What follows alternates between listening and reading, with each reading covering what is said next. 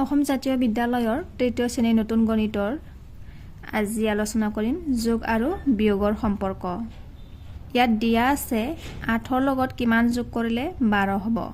8 সংখ্যাৰ পিছত আহে 9, 10, 11, 12। এতিয়া আমি 12 সংখ্যাটো পোৱা গ'ল। এতিয়া সংখ্যা আছে কেইটা 1, 2, 3, 4। গতিকে আমি গম পালো যে 8 সংখ্যাটোৰ লগত 4 সংখ্যা যোগ কৰিলে 12 সংখ্যাটো পোৱা যাব। কিতাপত দিয়া আছে 8 যোগ 4 সমান 12। 8ৰ লগত 4 যোগ কৰিলে 12 সংখ্যাটো পোৱা যায়। এই একেটা প্ৰশ্নৰ উত্তৰ উলিয়াবলৈ আমি 12ৰ পৰা 8 বিয়োগ কৰিবও পাৰোঁ।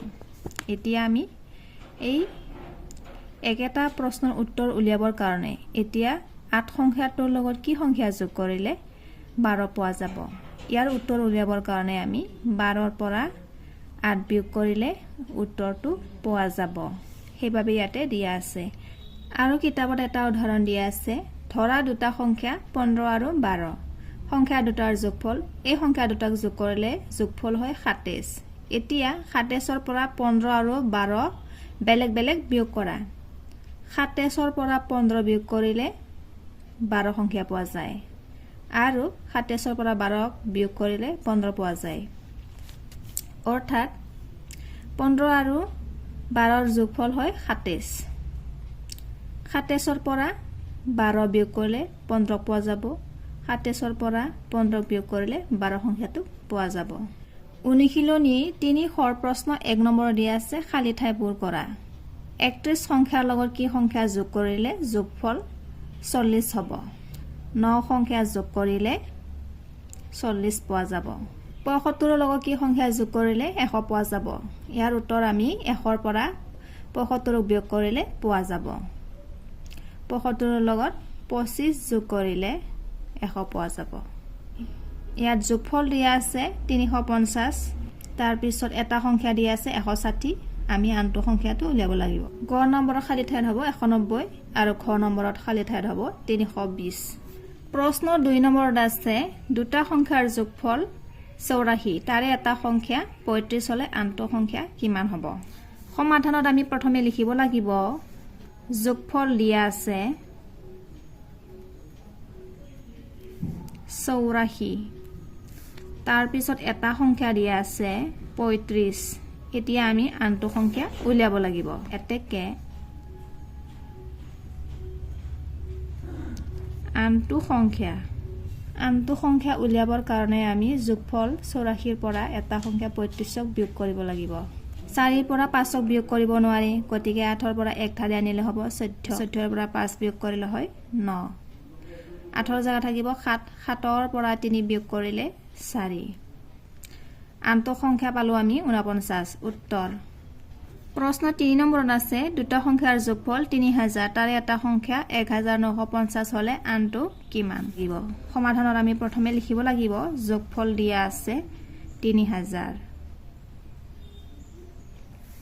এটা সংখ্যা দিয়া আছে 1950। এতিয়া আনটো সংখ্যা উলিয়াব লাগিব। যোগফল 3000ৰ পৰা আমি এটা সংখ্যা 1950ক আমি বিয়োগ কৰিব লাগিব। 0ৰ পৰা 0 বিয়োগ কৰিলে 0। 0ৰ পৰা 5ক বিয়োগ কৰিব নোৱাৰি। গতিকে 3ৰ পৰা 1 ধাৰি আনিলে হ'ব 10। 10ৰ পৰা 5 বিয়োগ কৰিলে 5। শতক স্থানৰ 0ৰ জেগাত হ'ব 9। 9ৰ পৰা 9 বিয়োগ কৰিলে 0। 3ৰ জেগা থাকিব 2। 2ৰ পৰা 1 বিয়োগ কৰিলে 1।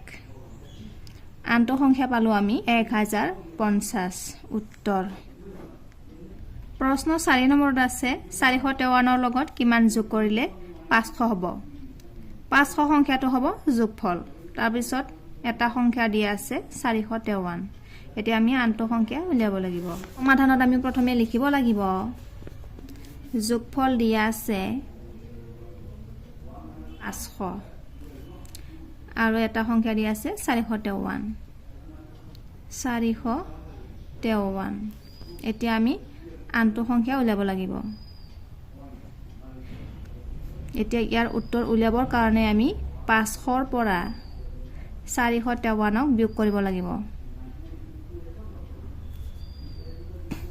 শূন্যৰ পৰা 3ক বিয়োগ কৰিব নোৱাৰি, গতিকে 5ৰ পৰা 1 ধাৰি নিলে হ'ব 10, 10ৰ পৰা 3 বিয়োগ কৰিলে 7, 10 স্থানত শূন্যৰ জেগা থাকিব 9, 9ৰ পৰা 5 বিয়োগ কৰিলে 4, 5ৰ জেগা থাকিব 4, 4ৰ পৰা 4 বিয়োগ কৰিলে 0 হয়, কিন্তু আমি শূন্য সংখ্যাটো ইয়াতে লিখিব নালাগে। আনটো সংখ্যা পালোঁ আমি 47, উত্তৰ। প্ৰশ্ন 5 নম্বৰত আছে 250ৰ লগত কিমান যোগ কৰিলে 1000 হ'ব। সমাধানত আমি প্ৰথমে লিখিব লাগিব, ইয়াত যোগফল দিয়া আছে 1000, যোগফল 1000, এটা সংখ্যা দিয়া আছে 250, গতিকে আমি আনটো সংখ্যা উলিয়াব লাগিব। আনটো সংখ্যা উলিয়াবৰ কাৰণে আমি 1000ৰ পৰা 250ক বিয়োগ কৰিব লাগিব। 0ৰ পৰা 0 বিয়োগ কৰিলে 0 হ'ব, 0ৰ পৰা 5ক বিয়োগ কৰিব নোৱাৰি, গতিকে 1000 স্থানৰ 1 ধাৰা নিলে হ'ব 10, 10ৰ পৰা 5 বিয়োগ কৰিলে 5, শতক স্থানৰ 0ৰ জেগা থাকিব 9, 9ৰ পৰা 2 বিয়োগ কৰিলে হ'ব 7, উত্তৰ পালোঁ আমি 750, আনটো সংখ্যা। প্ৰশ্ন 6 নম্বৰত আছে এখন কিতাপৰ দাম 140 টকা, তোমাৰ হাতত 80 টকা আছে আৰু কিমান টকা হ'লে তুমি কিতাপখন কিনিব পাৰিবা। সমাধানত আমি প্ৰথমে লিখিব লাগিব, প্ৰশ্নত দিয়া আছে এখন কিতাপৰ দাম। এখন কিতাপৰ দাম 140 টকা, তাৰপিছত আছে তোমাৰ হাতত 80 টকা আছে আৰু কিমান টকা হ'লে তুমি কিতাপখন কিনিব পাৰিবা। গতিকে ইয়াৰ তলত লিখিব লাগিব, হাতত টকা আছে 80 টকা, ইয়াৰ তলত লিখিব লাগিব গতিকে কিতাপখন কিনিবৰ কাৰণে আৰু টকা লাগিব। আমি 140ৰ পৰা, এখন কিতাপৰ দাম 140ৰ পৰা 80 সংখ্যাক আমি বিয়োগ কৰিব লাগিব। 0ৰ পৰা 0 বিয়োগ কৰিলে 0, 14ৰ পৰা 8 বিয়োগ কৰিলে হ'ব 6। এই কিতাপখন কিনিবৰ কাৰণে আৰু টকা লাগিব 60 টকা, উত্তৰ। প্ৰশ্ন 7 নম্বৰত আছে এটা খৰাহীত 120টা আম ভৰাব পাৰি, খৰাহীটোত 87টা আম আছে আৰু কিমানটা আম ভৰালে খৰাহীটো পূৰ্ণ হ'ব। ইয়াত এটা খৰাহীত 120টা আম ভৰাব পাৰি আৰু প্ৰশ্নত দিয়া আছে খৰাহীটোত 87টা আম আছে, অৰ্থাৎ এটা সংখ্যা দিয়া আছে। এতিয়া আমি আনটো সংখ্যা উলিয়াব লাগিব। সমাধানত আমি প্ৰথমে লিখিব লাগিব, এটা খৰাহীত আম ভৰাব পাৰে 120টা। এতিয়া খৰাহীটোত আম আছে 87টা, এতিয়া সম্পূৰ্ণ কৰিবৰ কাৰণে কিমানটা আম লাগিব। খৰাহীটোত আম আছে 87টা, এতিয়া খৰাহীটোক সম্পূৰ্ণ কৰিবৰ কাৰণে কিমানটা আম লাগিব, অৰ্থাৎ আমি আনটো সংখ্যাটো উলিয়াব লাগিব।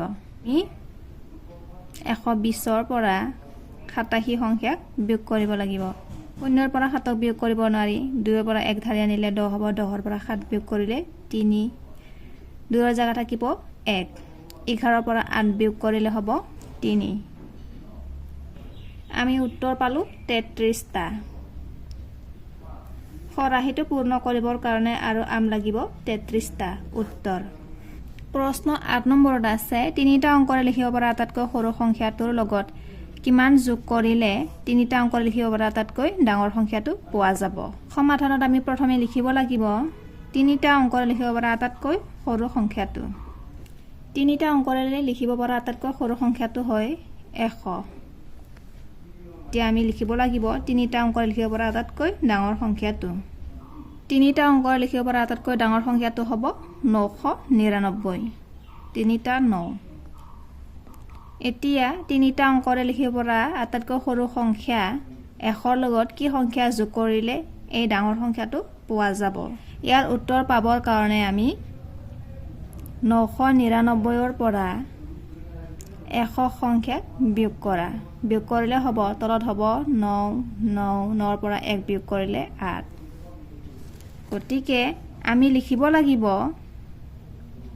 3টা অংকৰে লিখিব পৰা আটাইতকৈ সৰু সংখ্যা 100ৰ লগত 899 যোগ কৰিলে 3টা অংকৰে লিখিব পৰা আটাইতকৈ ডাঙৰ সংখ্যা 999ক পোৱা যাব, উত্তৰ। প্ৰশ্ন 9 নম্বৰত আছে এখন মনাত 90টা বগৰী আছিল।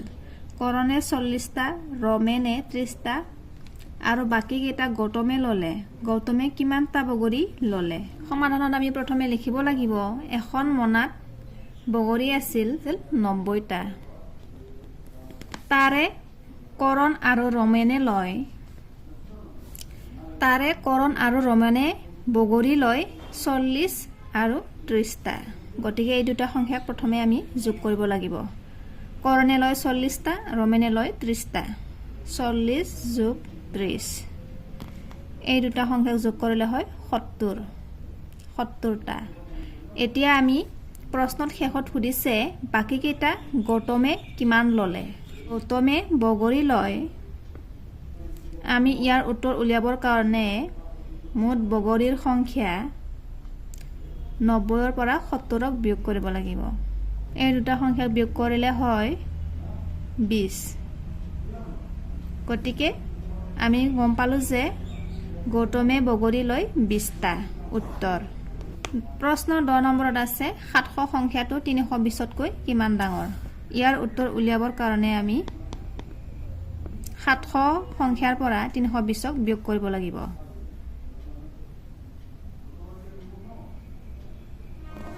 শূন্যৰ পৰা 0 বিয়োগ কৰিলে 0, 0ৰ পৰা 2ক বিয়োগ কৰিব নোৱাৰি। গতিকে 7ৰ পৰা 1 ধাৰি আনিলে 10 হ'ব। 10ৰ পৰা 2 বিয়োগ কৰিলে 8, 10ৰ পৰা 2 বিয়োগ কৰিলে 8, 7ৰ জেগাত থাকিব 6, 6ৰ পৰা 3 বিয়োগ কৰিলে 3। আমি উত্তৰ পালোঁ 700 সংখ্যাটো 320তকৈ 380 ডাঙৰ।